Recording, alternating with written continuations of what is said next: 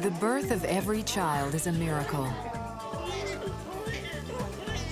But for some, making that dream a reality means facing insurmountable odds. Carrie McCartney was 6 months pregnant when her unborn baby was suddenly fighting for its life. I'd asked her, I said, what is that? And she said, it's a very large mass. It was absolutely gigantic. It was the size of a grapefruit. I knew that if we didn't do something, this baby would not survive the pregnancy. It's the unbelievable story of a baby who had to be born twice to have a chance at life. Stephanie Yarber went into menopause when she was only 14 and was told she could never conceive a child. I was crushed. I mean, I was just so heartbroken. But Stephanie's twin sister would give her the ultimate gift. Along the way, they would make medical history. These girls came up with the idea on their own. None of the doctors thought of it. Two families desperately trying to bring a baby into the world. Two families that needed a miracle.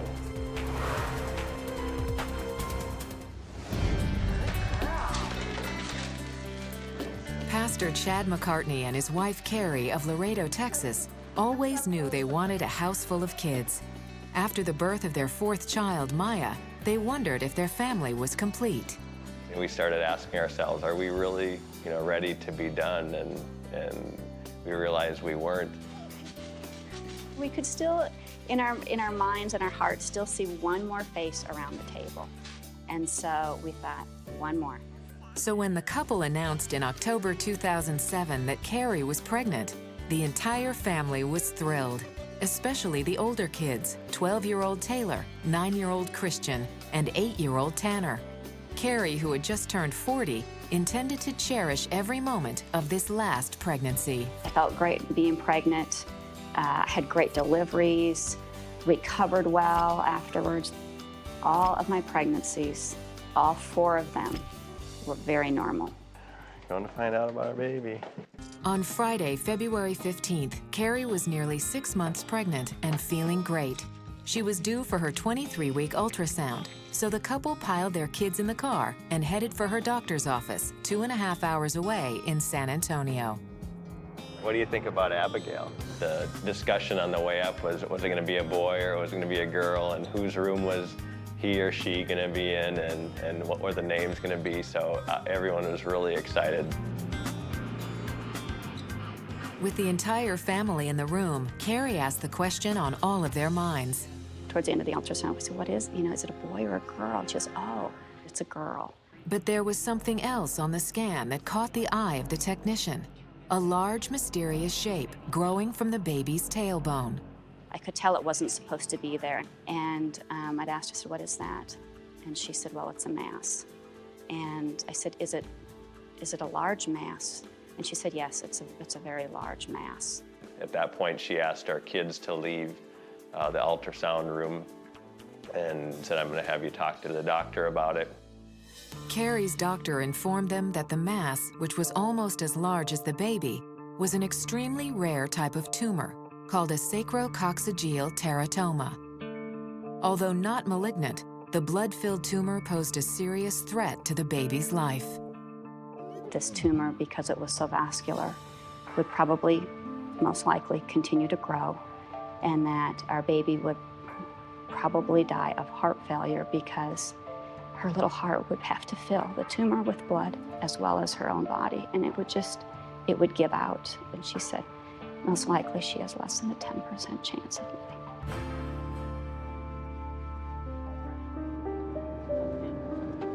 I'm so sorry. It was a very long, quiet ride home. They were asking, would we have a memorial service for her? And when people tell you there's a 10% chance that she could live, the flip side is there's a 90% chance that she would die. And I just wasn't ready to accept that yet. By the time the McCartneys got back to Laredo, sorrow had given way to determination. I thought, I'm going to get home and I'm going to look on the internet and find out what I know. The couple spent most of the weekend on the computer researching these rare tumors, which occur in only 1 out of every 40,000 pregnancies. The cause is unknown. And that's when we first found that there was a possible surgery that could be done. Up until that point, it was just, you wait it out and see if she makes it. But only 4 children's hospitals in the country perform the highly specialized surgery. The next morning, Carrie contacted the nearest one, the Texas Children's Hospital in Houston. First thing she said out of her mouth was, my baby's been diagnosed with a tumor, and and I just happened to think sacrococcygeal teratoma, and she said yes. And as soon as she said that, she actually started crying on the phone because she knew that if I could pronounce the tumor, the sacrococcygeal teratoma, that obviously I'd heard about it before. She said, well, where are you going to deliver? And I said, I don't know. I said, I don't know where I'll deliver or who will deliver me. And she just said, Carrie, she goes, you're going to deliver in Houston. I knew when she was telling me how serious the ultrasound was that she needed to get here as soon as possible, and she needed to be treated as soon as possible. In 24 hours, Carrie and Chad were on their way to Houston, desperate to save the life of their unborn baby girl. They had already chosen a name for her, Macy Hope McCartney. We just felt it was really important that we had a name for her, no matter what happened. And so we knew we wanted to use Hope as a middle name in particular, because that was all we really felt we had. When they arrived at the hospital, the medical team was ready for them. They performed an ultrasound and an echocardiogram on baby Macy's heart. They were stunned by what they saw. The tumor was incredibly large. It was one of the largest we'd ever seen. The tumor probably weighed between 500 and 600 grams, and Macy only weighed about 650 grams or so, so the tumor was virtually the same size as Macy. That tumor had a lot of vascular flow to it, so the vascular flow made the baby's heart pump more than twice the amount it should be pumping out to the tumor, so it was doubling the workload of the fetal heart. Fluid was starting to accumulate around the lungs and around the abdomen and around the heart, and these are signs of fetal heart failure. And I, in my heart of hearts, knew that if we didn't do something, this baby would not survive the pregnancy. They parallel each other. You need 4 to 5 weeks for the heart to remodel. The entire fetal center team met to assess the case. Neonatologists, fetal surgeons, cardiologists, and obstetricians. Their conclusion was unanimous. Unless something was done soon, the baby would die in utero of heart failure. Her only chance of survival was an extremely risky surgery before birth. The highly complex procedure would involve making a large incision in Carrie's abdomen, taking her uterus out of her body, opening it, and taking the baby almost entirely out of the womb so the tumor could be removed. The baby would then be put back into the womb and hopefully able to stay there until full term. The team weighed the possible risks for both mother and baby during the surgery, including extensive loss of blood, heart failure, and triggering preterm labor, as well as the risks that would follow the operation. Most likely, I would have to stay in Houston and be on bed rest because after having that surgery, my womb would be very nervous and shaky, and most likely I would go into early labor. And there were no guarantees of success. The best they could offer was a 50% chance of survival. In fact, the surgery baby Macy needed to save her life had been performed less than a dozen times worldwide, and never at the Texas Children's Hospital. The couple had their back against the wall. Is it experimental? No, it's been done before, but has it been done with the point that there's enough information to tell us what true odds are? No. We had almost at that point decided not to do the surgery. It just seemed the odds were against her. Our daughter is just going to be an experiment, and we're going to go through this huge risk. But the risk of doing nothing and losing their baby was increasing by the minute. We didn't feel like we had a lot of time. They let her go too long and she gets too sick, then it's too late to do the surgery. So there was a good chance we could lose her. This was a Tuesday. They felt they had to do the surgery by Thursday because her heart was decreasing so quickly. So we needed to give them an answer the next morning as to what we were going to do.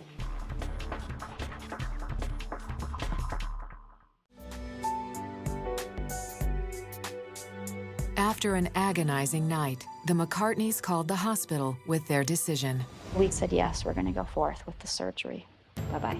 I knew that there were no guarantees, but I felt as a mom, I had to do all that I could do. And I knew that if she didn't make it, that I would have absolutely no regrets. Bye-bye. The time factor involved for this particular baby was actually racing the clock. From the first day that she came in for her evaluation, her heart actually had started to deteriorate right before our very eyes. Things were getting worse on a minute-by-minute basis, and so we were all anxious. Without surgery, the baby they had named Macy Hope would die in utero. But removing the massive tumor from the baby could be as deadly as leaving it on. When we cut off the blood flow to the tumor, there's going to be a big change to that heart. Suddenly now, the blood flow is only going to go to Macy's body, and that's going to be very risky. The other thing is this tumor has a huge amount of blood flow to it, and there's a risk that there's going to be bleeding during the operation. And if the baby loses significant amount of blood, then that can be a problem that we can't correct as well. The surgery also comes with enormous risks to Carrie. Opening the uterus could cause extensive bleeding or trigger her body to go into preterm labor. 48 hours after arriving at the hospital, Carrie was being prepped for surgery with no way of knowing whether her baby would still be alive when she woke up. And I just gave her a kiss right before she left, and then I headed down to the chapel. That was the only thing I felt I could do, was just pray, because everything else is really out of my hands. Inside the OR, a team of 19 doctors, nurses, and technicians went to work preparing for the massively complex procedure to try to save baby Macy's life. Fetal surgery is absolutely a team operation. It's one of the very few things that we do that involves such a huge, comprehensive team. This is one of the few things in medicine where we're operating really on 2 patients at the same time. We have to go through the mom first in order to get access to another patient, this unborn baby. And this is very, very unique. There really is nothing else that we do in surgery or in medicine where we're operating on 2 patients at the same time. In order to do that, you have to have a very well-orchestrated team that are taking care of the mom, that are focused on trying to treat the problem in the fetus. The atmosphere in the operating room was tense. This was a very risky situation. Macy was dying. Right at the time of the operation, we did a study on her heart, and it was the worst that we had seen. If the fetus heart is failing, then there's a chance that she may not survive the operation. Before surgery can begin, unusually high doses of anesthetics are given to Carrie to ensure that at only 6 months into the pregnancy, her uterus has no contractions during the operation. Once anesthesia has taken effect, the first step is to make a wide incision across Carrie's stomach. It had to be large enough to be able to tip her entire uterus out of her abdomen.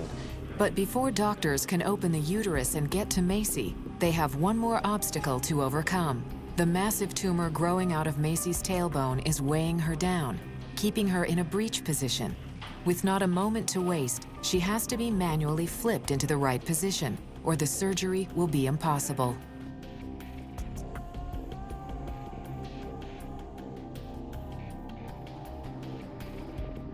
Her head was up where we were going to be, but the tumor was far, far away. So really it's necessary at this point to turn Macy around. And that's a very tricky and challenging thing, because there's the uterus, there's the placenta, there's a huge tumor inside, and there isn't a lot of other space. I actually had to put my hands on the womb and turn Macy to head first, so that the tumor would be at the top of the womb where we could gain access to it.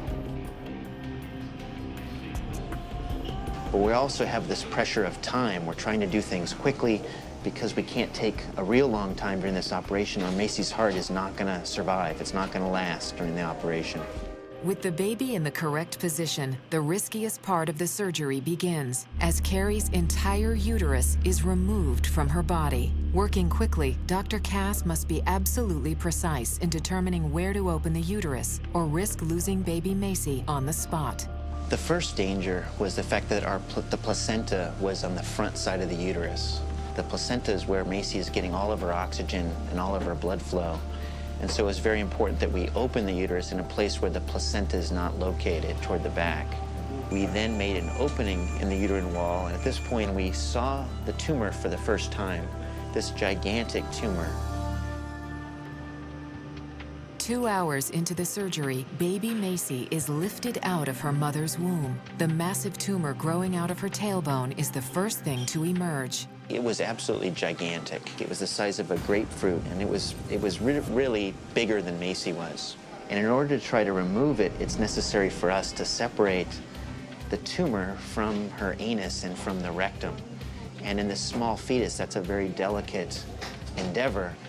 A monitor is placed on the baby's tiny foot to keep track of her heart rate. To remove the tumor quickly, the surgeons are forced to cut straight across it. But because it's filled with blood, they have to find a way to do that without Macy bleeding to death. The solution turns out to be a specialized instrument called a harmonic scalpel that uses ultrasonic waves. It would allow us to cut across the tumor tissue and to coagulate the tissue at the same time to try to minimize any chance of bleeding.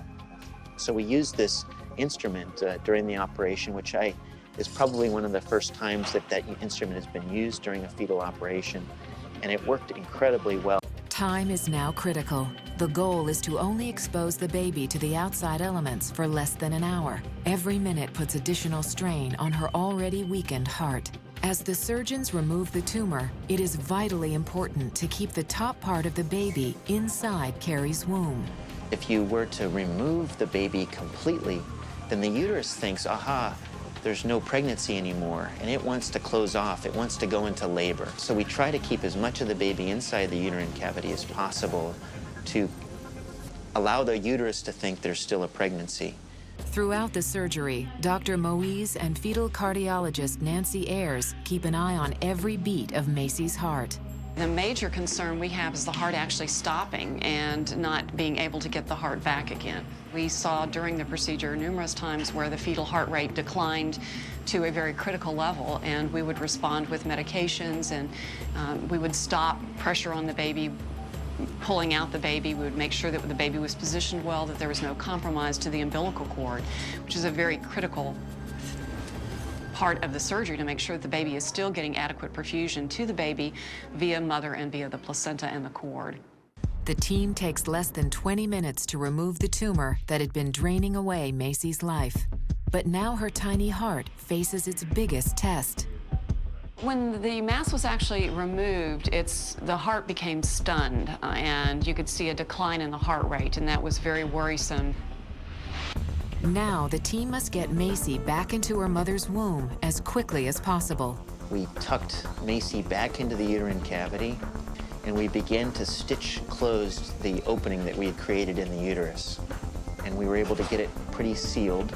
We then put a piece of the omentum of Mrs. McCartney to help seal the uterine closure. This omentum is this fibrofatty tissue that has lots of cells in it that can help seal things inside the abdominal cavity, and we were hopeful that it would help seal the uterine closure and help prevent the amniotic fluid from leaking out. And we were all very anxious at whether or not the uterus was actually going to continue to stay pregnant and whether it was going to stay sealed, because that part of the uterus is the part that's continuing to expand as Macy continues to develop, and there will be a chance that it could break open. Once the uterus is sealed, Carrie's massive incision is closed. 4 hours after it had begun, the surgery was finally over.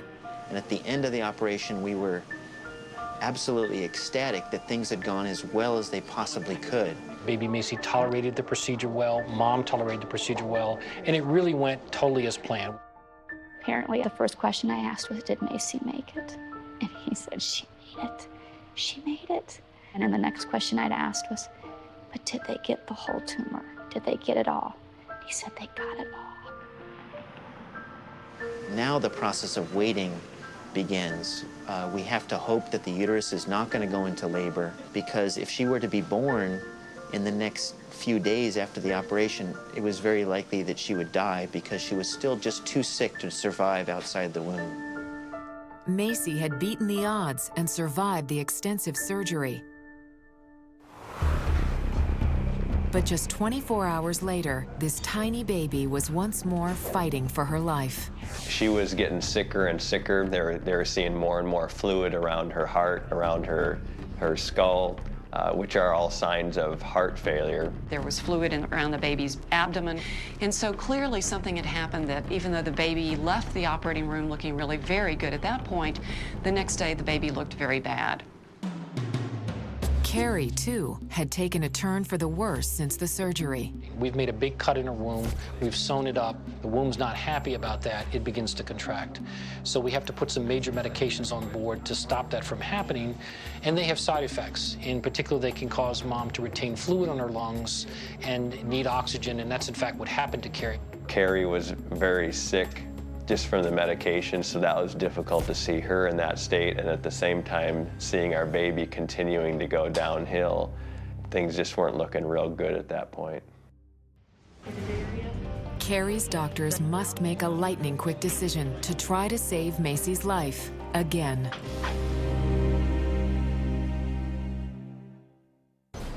During and after surgery, doctors had to put Carrie on extremely high doses of medications that prevent labor. Now, just 24 hours later, those medications were threatening the baby's life. Macy was being exposed to medications we were given to mom to stop contractions that were affecting her heart also. So we had a heart that was already working very hard, and we're making it work harder with some of these medications. And she was having a tough time the first day. While the baby struggled inside the womb, her tiny body filling with fluid, Carrie was also suffering. We were in a very difficult situation where mother was very symptomatic. She had a lot of fluid on her lungs. Her x-ray didn't look good. She was requiring oxygen therapy, and she was really quite sick. The team decided to take Carrie off one of the medications that was keeping her uterus quiet, knowing the risk that her body could go into labor.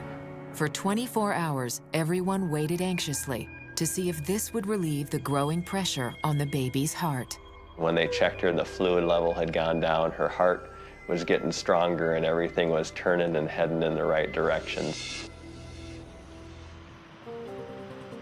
Both mother and baby slowly regained their strength, but there was still one more huge hurdle. To have a chance of surviving after delivery, Macy had to stay inside her mother at least 2 more weeks, until she was 27 weeks old. At 27 weeks, she's a fairly viable baby. You know, she still would have to deal with premature issues, but to deal with the premature issues, we wanted her as strong as possible. A week went by, then another, and still Macy remained inside her mother. But even as Macy grew stronger with each passing day, Carrie's heart ached for her 4 other children back home in Laredo. The kids had made frequent trips over, you know, once every 2 or 3 weeks with my parents. And it was so good to see them, but it was also so hard to see them go. We'd talk to the kids in the morning, we'd talk to them again at night. You know, whatever we could do to create some kind of a routine in our day was really crucial. I love being a mom. I love my job as an at-home mom, and I missed them. I missed being their mom. So 27 weeks was their goal. They said 29 weeks would be great. 30 weeks, if we hit the 30-week mark, that would be amazing. And they said, and if you ever got to 32, it would be a miracle. Defying all odds, baby Macy stayed inside the womb for 10 weeks following surgery, until she was 34 weeks old. Macy was now close to being full term, but this medical miracle posed a new threat to both mother and baby. I was concerned that something could go wrong. The wound continues to get bigger, that incision could break open in the back, we could lose baby Macy into mom's tummy, and then we would have lost all of our efforts. And so we decided enough was enough, and it was time to have Macy come into the world. On May 7th, 2008, Carrie was once again wheeled into the OR for the birth of Macy Hope. It was full circle. I mean, I had been holding her hand when she had her epidural placed, when we went into the big operating room for Macy's surgery. And then I went back into the operating room to hold her hand while she had her epidural be placed for her C-section. she comes. We had to do it by C-section because she had this incision on the back of the womb, so we didn't want to stress that in labor. Chad went into the C-section with me, and he was there for every delivery, but I had never had a C-section, so this was a whole new experience. And there she is. 824. She's got her eyes open. You guys see that? She's kind of peeking. After all she'd been through, the doctors weren't taking any chances and immediately started monitoring Macy's heart and other vital signs. We'll take her in to see Mommy for a second. No one in a million years would have ever thought that Macy would have been so big and so healthy when she was born, when her odds were that she wasn't even going to be there. 6 pounds, 1 ounce there. She broke. She's bigger than we thought. She's the most beautiful little girl I'd seen. I mean, she had gone through hell and high water and had made it in the world. And it was so much joy on her birth date, but there was just so much celebration going on because she had made it. I have been praying that I would hear her cry, because to hear her cry would just mean life. So as they were saying, they're pulling her out, and then it was silent. And I couldn't understand why she wasn't crying. I found out later that they believed she may have swallowed some meconium, and so they didn't want to stimulate her to cry until they got her out into the hallway with the NICU staff that could assess her and take care of her out there. She didn't even get to see her other than for maybe 5 seconds. They brought her in until that evening up in the NICU. So it was a joyful day to see her being born, but it was also a challenging day. It wasn't quite the delivery that I had anticipated, but in the big picture, she was delivered and she was alive, and that I celebrated more than the loss of not hearing her cry. I thought, I'll have many more nights now to hear her cry. After a full medical assessment, it was obvious to the entire family that Macy was thriving. They realized she didn't need oxygen. They were starting to take things off of her because she was managing on her own. And I think at that point is when I really started to get excited. It was just as if, you know, I'm here and everything's going to be okay.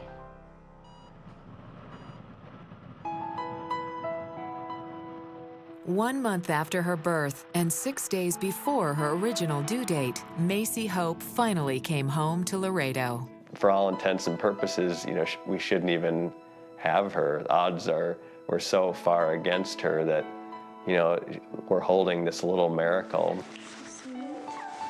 I'm so thankful to God that He said yes. I don't understand it because not everyone gets yes.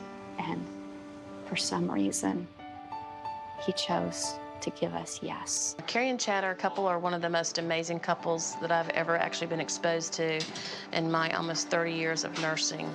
Their just strength that they actually had together as a couple and as a family, and their drive and determination to basically get Macy the help that she needed. We've done some other fetal surgery operations, but this is the most remarkable case that I've ever been involved in. I think that there must have been forces outside of our hands that helped work in this situation. And I told Mom in clinic the other day, I own one little toe, but I feel like I own a part of your daughter, and she'll always be a part of my heart. Okay, is it my turn? Yep. The other day I was holding her and her little eyes were just studying my face, and pretty soon she just smiled and started to coo, and it just brought tears to my eyes because I could hear in my head, she has less than a 10% chance, you know? And I thought, she's here, you know, she is here.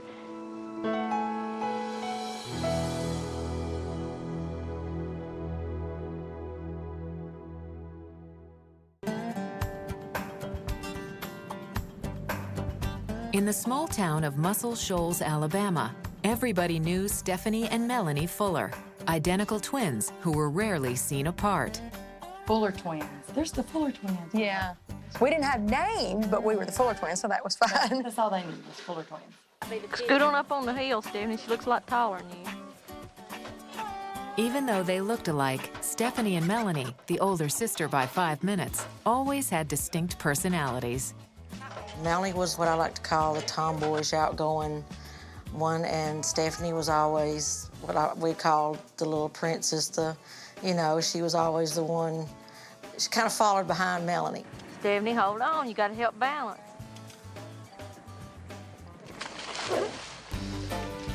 The popular, life-loving twins did everything together. This is my baby. Me and Stephanie did share everything. We shared dolls, we shared rooms, we shared hairspray, we shared everything, We played softball together. We had the same friends. Not to mention, splitting up the chores and you have to do everything by yourself. So we were always going out together. We just did everything together. So it was no surprise when the twins entered puberty at the same time. Both girls got their periods at age 11. But 2 years later, that all changed. While Melanie continued menstruating every month, by the time she was 13, Stephanie had stopped completely. I didn't know that it was not normal until I told my mom that it had been so long and I didn't have a period. Mom was like, well, that's not normal. We went to a local doctor here, and they sent me to Birmingham, and it was more blood testing, it seemed like, than anything else. Doctors told Stephanie's mother that the change in Stephanie's menstrual cycle could mean she had a severe autoimmune disease or some type of cancer. The doctors said that, her organs could start shutting down and, this could kill her, and it was just terrible for a few months around the house. After 6 months of extensive testing, it was determined that Stephanie had premature ovarian failure, or POF, a condition that occurs in 1% of women. The cause is unknown. In Stephanie's case, she was born with so few eggs that just a few months of menstrual cycles had wiped them all out. Her ovaries had stopped functioning completely, putting her in menopause at the age of 14. I was having hot flashes, I was having night sweats. Well, I didn't think anything about that, because we never talked about menopause, because who at 14 is going to talk to their children about menopause, The doctor was telling me that I needed to take calcium for my bones because they, the osteoporosis, that they would deteriorate. And of course, when he said deteriorate, that's all I needed to know. I didn't understand that, but I knew that wasn't a good word for him to be telling a 14-year-old. For reasons doctors don't understand, POF is more common among twins, although it usually affects only one. For the Fuller twins, it was the first experience in their lives they couldn't share. Going through menopause as a teenager, it made me a little different. I was on hormone replacement therapy from the time I was 14, and if I didn't take it normally, I would have the hot flashes. If I took it normally, I wouldn't, as much. I didn't understand all this that was going on. I knew that none of my friends were having to do this. I knew it was me. It really broke my heart to watch her have to go through menopause at that age, because I knew what it meant. She didn't, but I knew what it meant. Stephanie, you're just sparkling. What it meant was that Stephanie would never be able to conceive a child. The full impact of this wouldn't hit home for another few years. In 1998, when the twins were 18, they each married their high school sweetheart. Melanie gave birth to a baby girl later that year, so it was only natural that Stephanie and her husband, Kevin, would want to start a family as well. I always wanted kids growing up, and she did too, and that was always a desire that we had. Even when, when the doctor told me that I may not be able to have children, and it didn't completely sink in, I thought, okay, and I got older and I started realizing what that meant, but before that, I always wanted to be a mother. In fact, the twins had been talking for years about how to make Stephanie's dream of motherhood come true. The doctor, when he had diagnosed me, he pretty much told me the only chance of me having children would be the donor egg program. And so that's when Melanie said, okay, that's what we're gonna do. She can have my eggs. But even though her sister was ready and willing to donate her eggs, the high cost of in vitro fertilization was too much for Stephanie and Kevin. So they started saving every penny they could. Meanwhile, Melanie and her husband welcomed 2 more daughters into the world. It got harder with each child that she had. Not that I wasn't excited about my nieces, but I wanted that. After years of saving, Stephanie and Kevin were ready to try in vitro fertilization. As promised, Melanie donated her eggs, which were collected and fertilized using Kevin's sperm. In May 2003, 2 embryos were implanted in Stephanie. We expected it to work. We had no doubt that it would work. I thought, we're identical twins. Of course it's going to work,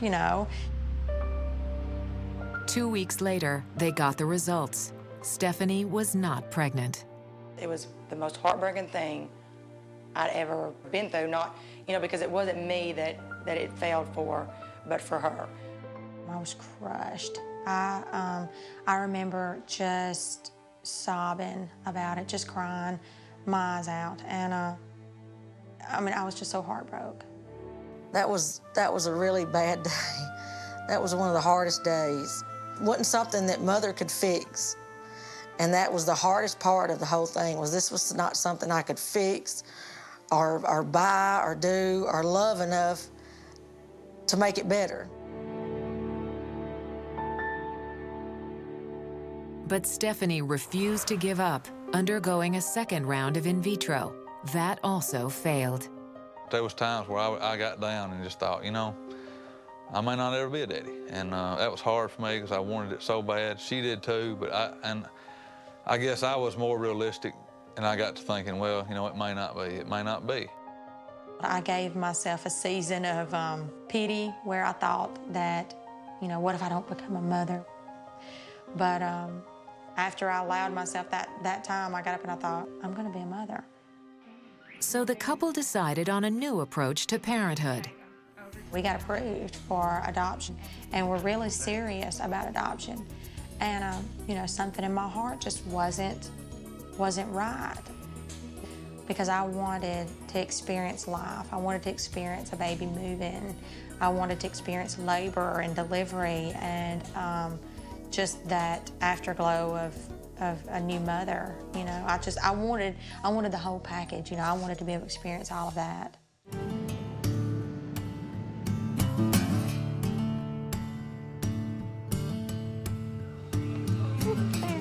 off of me. No. When Stephanie Yarber went through menopause at the age of 14, doctors said she would never be able to conceive a child. After 2 in vitro fertilization attempts failed, using eggs donated by her twin sister Melanie, it seemed like Stephanie's dream of becoming a mother would never be realized. But the twins refused to give up hope. I always knew, that we would figure out something. Stephanie is really persistent, so I knew that she would find something, figure her way around, any little obstacle. She's just that way.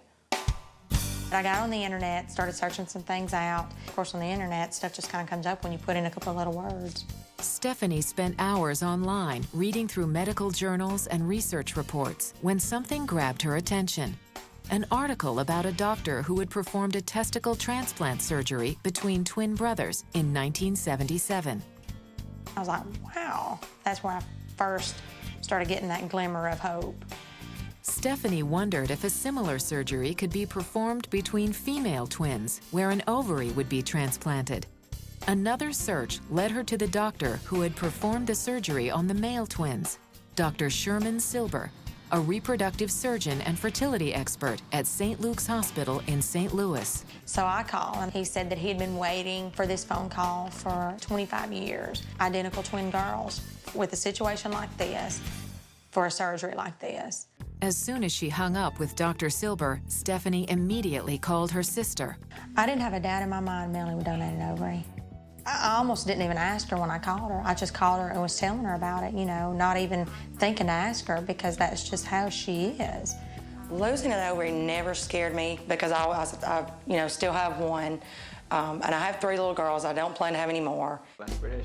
I would have thought that right there. Dr. Silber and his team had developed cutting-edge techniques for removing and preserving ovarian tissue, but he had never performed an ovarian transplant between 2 women. I told him I haven't done it in humans. I don't know if it's going to work.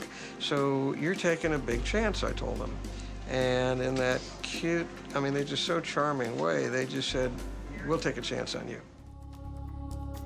The transplant would involve separate surgeries for each twin.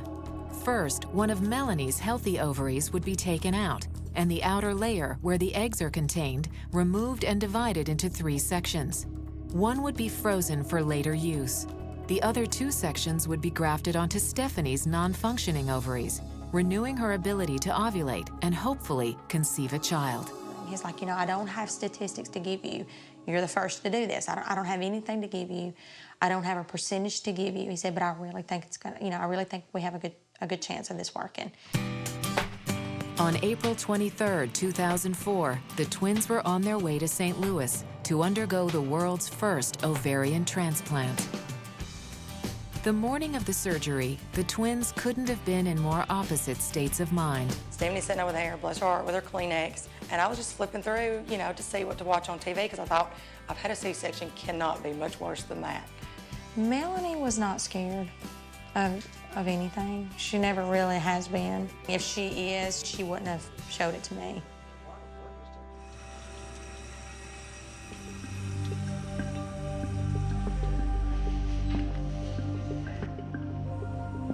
Melanie went into the OR first. Dr. Silber made a small incision. Using a microsurgical technique, he removed her left ovary. As Melanie went to the recovery room, the medical team detached the ovary's outer cortex, where all the eggs are contained. This thin layer of tissue was divided into 3 sections. One would be frozen for future use. The other 2 were ready for transplantation.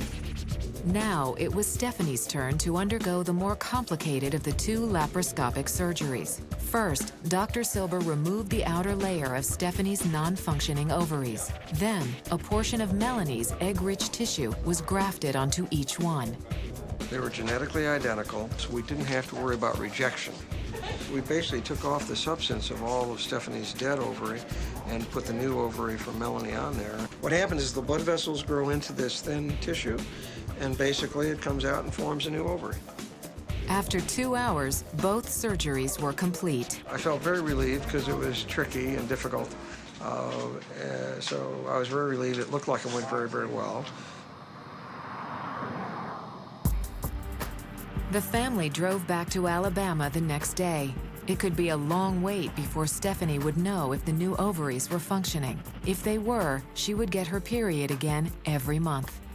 Dr. Silber told us to be expecting a cycle to come back around 6-9 months, something like that, and then, we can start trying for a family. But in July, 3 months after her groundbreaking surgery, Stephanie started menstruating for the first time in 10 years. And just 3 months after that, there were more changes. I started taking my temperature, and my temperature stayed up, and it wasn't going down. And I thought, wow, that usually means you're pregnant if it don't end up going down. I was kind of scared to do a pregnancy test because I had taken many tests, and of course they were negative. So I was a little scared taking one, but I kind of thought I was. I took the pregnancy test, and when it came up positive, it was like an immediate life change. The first person I told was my mom and my sister. I was just couldn't believe it. It was finally here. It was finally happening. So everybody in the whole house started screaming, and of course my kids are saying, what are y'all screaming about? But everybody was really happy. We was so glad. When her husband Kevin got home from work that afternoon, Stephanie handed him a gift bag with her positive pregnancy test inside. He just sees that test in there. And so then he just starts hugging me, and we probably stood there for 5 minutes, and he was crying, and I was crying, and because we were just so happy. It was just like you flipped a switch. Reality was finally here, that I was going to be a daddy, and it'd been a long road, and then we was finally there. We'd waited for so long to be pregnant, and for him to experience being a daddy, and me experience being a mommy. But after being in menopause for 10 years, would Stephanie's body be able to maintain the pregnancy? As the months went by, all signs were normal up to the 7th month, when Stephanie contracted a virus. I'd started vomiting at work, and so I left work, went to the doctor's office. I started vomiting there, and so they sent me on to the hospital, got me hooked up on the machines. So that was a little scary, because I was having some irregular contractions because of the vomiting. But once my contractions stopped, I was able to go home, and everything was fine until I actually did go in labor. On June 6, 2005, 5 days before her due date, with her husband and her twin sister by her side, Stephanie had a completely normal delivery of a healthy 7-pound baby girl, Anna Grace. The first time I got to hold Anna Grace, I just cried. You know, that was my child. And that was just an awe-stricken moment, you know, just to look at her and know that she was mine, know that God had given me such a perfect child. You know, she was healthy in every way. When I held my baby girl for the first time, I felt like I was dreaming almost. It was undescribable. I don't know, it's just the miracle of life. Stephanie and Kevin's dream had come true, and they savored every moment of parenthood.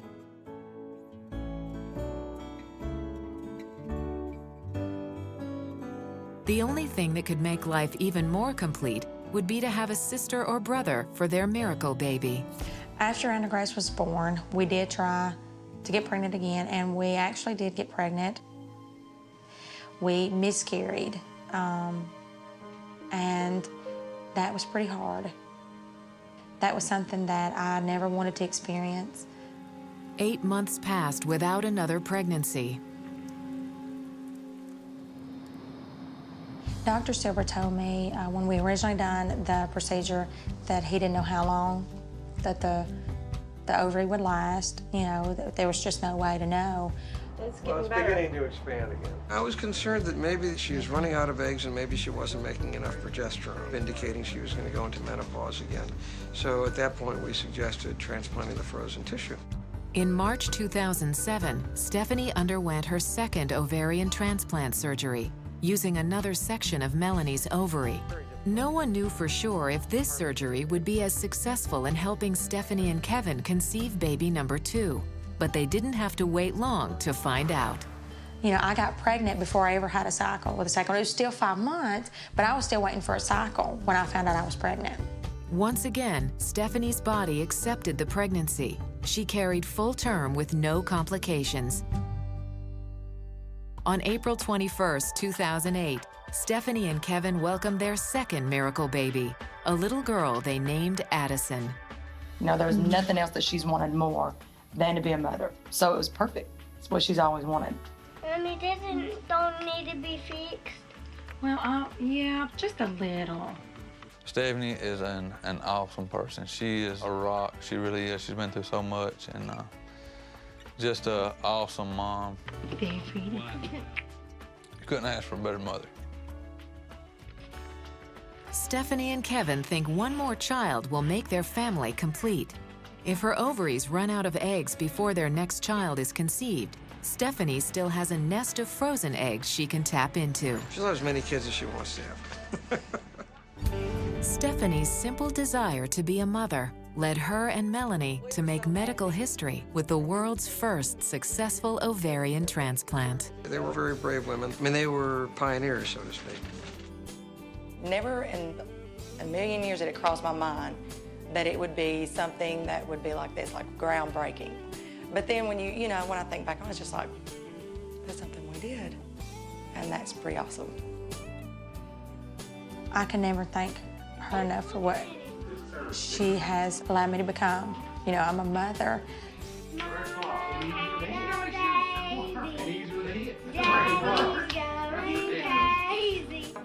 My babies are miracles. Sometimes it still amazes me to look at them and to know what was done for them to be here today.